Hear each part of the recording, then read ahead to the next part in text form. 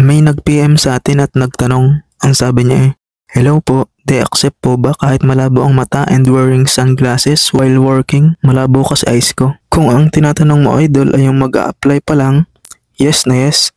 Kung napanood mo dati sa vlog ko kung paano mag-apply as an EPS factory worker dito sa Korea, ay hindi ko nabanggit doon sa qualifications ang malabo ang mata. So meaning, pwedeng-pwede ang malabo ang mata. Ang hindi lang pwede ay colorblind ka. And doon naman sa pangalawang tanong mo na kung pwede mag-salmin kahit nagtatrabaho ay pwedeng-pwede din idol.